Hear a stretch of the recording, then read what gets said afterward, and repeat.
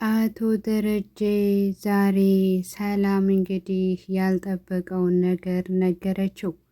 አቶ ደረጀ እንግዲህ ሰላም ልጁ የረገዝኩት የዳጣ ወንድም ነው እና አባቱም አንተ ነህ ካንተ ነው ያረገዝኩት ብላ ስትነግረው በድንጋጤ ራሱን ስቶ ወደቀ። እንግዲህ እጅግ በጣም ያሳዝናል።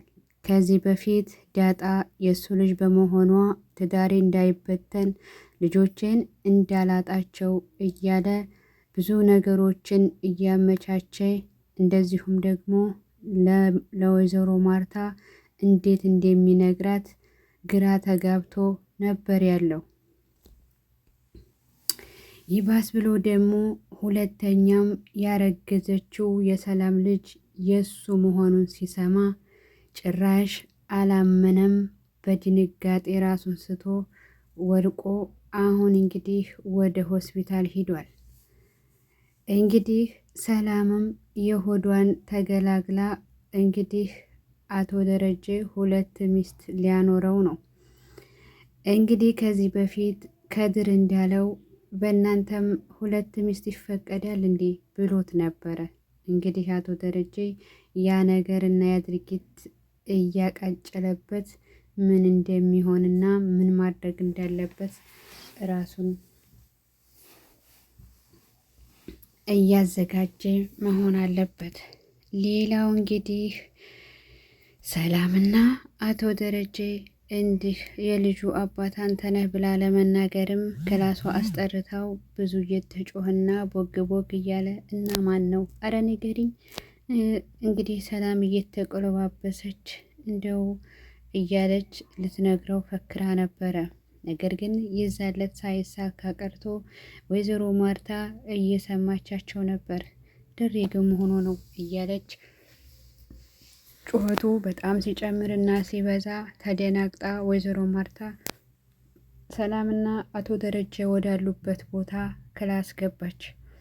ደሬ ተው እንጂ አታጨናንቃት ሰላምዬን፣ እንግዲህ እሷ በምትፈልገውና እነግራችኋለሁ ብላለች እኮ በማለትም አቶ ደረጀን ለማረጋጋት ሞክራለች። ሆኖም ግን እንግዲህ ሰላም ያም ሆነ ይህ ዝም ብል ምንም ዋጋ የለውም፣ የግዴታ መናገር አለብኝ ብላ ወስናለች። እንግዲህ ይሄን የሰማው አቶ ደረጀ እየተደነባበረና ነገሩ ምንም እየጣመው ሳይሆን ሲቀር ዝም ብሎ በጩኸትና ምን ፈልጋ ነው በማለትም ጥሎ ክላሱ ወጣ። ወይዘሮ ማርታ እንግዲህ በጣም ትሁትና ጎበዝ ሴት ናት። አይዞሽ ሰላምዬ፣ እኛ አንቺ በፈቀድሽውና ደስ ባለሽ ሰዓት ትነግሪናለሽ ብላ እንደ ማረጋጋትምና ከጎንሽ ነን ሁሌም በማለት ነገረቻት። እሷም እሽትዬ አለች። አይ ሰላም፣ የትዬ ትትናና የትዬ እንደሷ አስተሳሰብ እንዴትስ ሆድሽን አንጀትሽን እንዴትስ አስቻለው? የእሷ ብቻ ጭንቀት የእሷ ትትና ብቻ ባሏ ጋር መተኛትሽን ስታስቢ ድንብርብርሽ ይወጣል ብዬ አስባለሁ። የሰው ልጅ እምነት ነው፣ አምኖት ደግሞ ከተከዳ በጣም ከባድ ነው። እንግዲህ እንደዛም ሆነ እንደዚህ ሌላው ደግሞ ሰላምና ናታል ላይፋቸውን እየቀጩ ነው። ሰላምና ናታል አፎን ዳጣና ናታል እንግዲህ ላይፋቸውን እየቀጩ ነው። ናታል እንግዲህ በጣም ፍቅር ይዞታል። ናታልና ዳጣ ቁጭ ብለው በሉ ደህና ደሩ ለማለት ውሃን ተነሽ ሲሏትም መነሳት አልፈለገም። ከዛም ተለያይተው ቻው ቻው በመባባልም ተለያዩ። ኤቢ እንግዲህ ተንኮሏን ተያይዘዋለች። እናቴ ሰላም ዛሬ ስታለቅስ አደረች፣ ለምንድን ነው ያለቀሰችው ብላ ወይዘሮ ማርታ እየተንጎራደደች እና በጭንቀትና በሀሳብ እየተብሰለሰለች ነበር። እንግዲህ ኤቢንና ናታንን እስኪ የምታውቁታል እንዲ እኛ ምን አስቀይመናት ነው? ዛሬ እኮ ሰው እንዴት ሌሊቱን ሙሉ ስታለቅስ ታድራለች? በማለትም ልጆቹን እያማከረቻቸው ነበር። ኤቢም እንግዲህ እማዬ እሷ ባክሽ የተደበቀ ሚስጥር ቢኖራት ነው ያለ አንዲ ነገር እንደዚህ አትሆንም አለቻት። አንተ ናታን ባለፈው ይሄንን አማና ብላ ስትሰጥህ አይቻለሁና ተናገር ብላ ከወይዘሮ ማርታ ፊት ናታልን ተናገረችው። ወይዘሮ ማርታም እውነት ነው እንዴ እሷ የምትለው? እንደው እስኪ ራሷንም እኮ ለማጥፋት አስባ ሊሆን ይችላል የያዘው ሚስጥርን ብናየው እያለችም ነገሮቹን እያቀነባበረች ለናታል እየጠየቀችው ነበር። ወይዘሮ ማርታም እንግዲህ እናንተ ጋር አልከራከርም ናታል እውነቷን ነው እንዲህ የምትለው ነገር አለችው። ናታልም አረ የለም እማዬ እኔ እሷን ሂጅ ጠይቃት የለም እንዴ እናንተ ጋር አልከራከርም ብላ ወይዘሮ ማርታ ቁጭ ካለችበት ተነስታ ወደ ሰላም ሄደች። ሰላም ማንንም ሰው ማናገር አትፈልግም፣ ውጡልኝ ነው የምትለው። ዳጣም ብቻ ነው። ዳጣ ከእሷ ጋር አደረች፣ ከእሷ ጋር ዋለች። ከዛም እንግዲህ አባዬ ዳጣ ግን ምን ፈልጋ ነው? አቶ ደረጀ ዳጣ ግን ምን ፈልጋ ነው ሰላም አላት።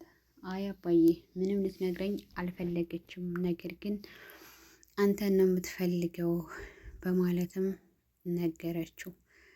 እንግዲህ አቶ ደረጀ ምንም ማድረግ አልቻለም። ነገሮችን እንዴት ምን ብላት ይሆን ምንድን ነው እያለ በሀሳብ በጭንቀት ብስቁልቁል ወጥቷል። ምክንያቱም የሰላም ጉዳይ የዳጣ ጉዳይ ነግራት ይሆን እንዴ እያለ ሲያብሰለስል የቆየው ጭራሽ ሌላ ደግሞ ለዳጣ ወንድም መሆኑን አላወቀም ነበር።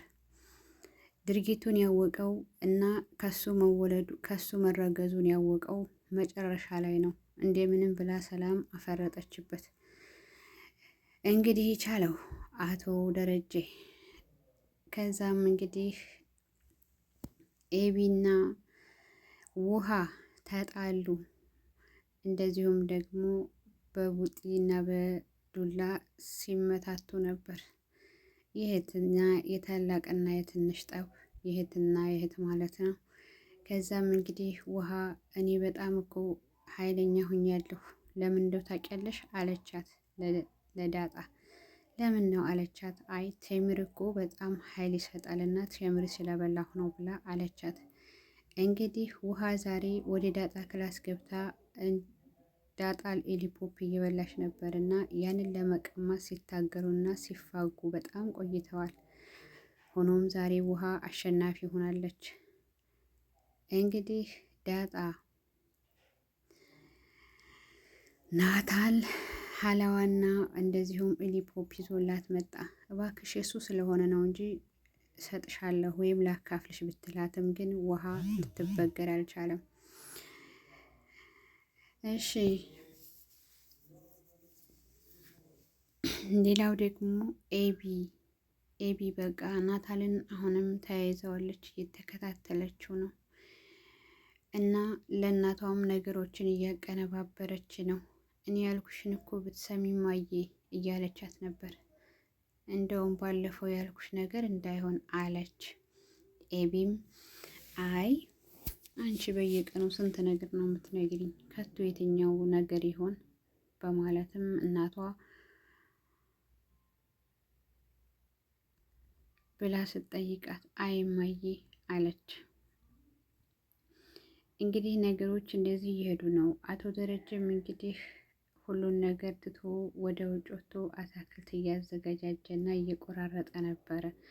ነገር ግን ያው እንግዲህ ዳጣ በመሄድም ጥሪሊ ብላት ሰላም እንግዲህ አባዬ ትፈልግሃለች ብቻህን ነው የምትፈልገው ብላ ጠራችው።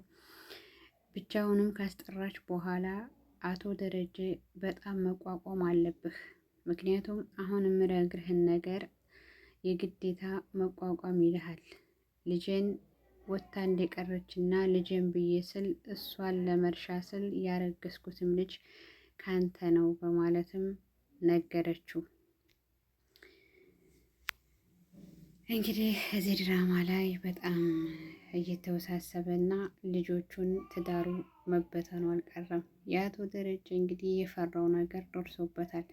ምክንያቱም እሱ ቤቴን ሚስቴንና ልጅን ማጣት አልፈልግም፣ እባክሽ እኔ እስከማመቻችና እኔ ነገሮችን እስከማስተካከል እንዳትናገሪ በማለትም ሰላምን ለብዙ ዓመታት አግቷት እንደዚሁም ደግሞ እኔ እስከማስረዳት እና እስከምፈልገው ሰዓት ድረስ ምንም እንድታይ አልፈልግም በማለትም ሲነግራትና ሲያስጠነቅቃት ቆይቷል። ሰላም ግን አሁን መቆጣጠር አልቻለችም። ምክንያቱም እዚህ የዳጣ ነገሮችን አፍና ለብዙ ሰዓት ብዙ ተሰቃይታለች በእርግዝናዋ። አሁን ደግሞ እዚህ ያረገዘችው ልጅ አባቱ ማወቅ ግድ ነው ሳትወልደው አሁን ምጥ ላይ ብትሆን እና የሆነ ነገር ብትሆን የግዴታ አቶ ደረጀ ማወቅ አለበት ብላ ስላሰበች እንግዲህ ዛሬ አፈረጠችበት። ምንም ማድረግ አይቻልም። እንግዲህ ወይዘሮ ማርታ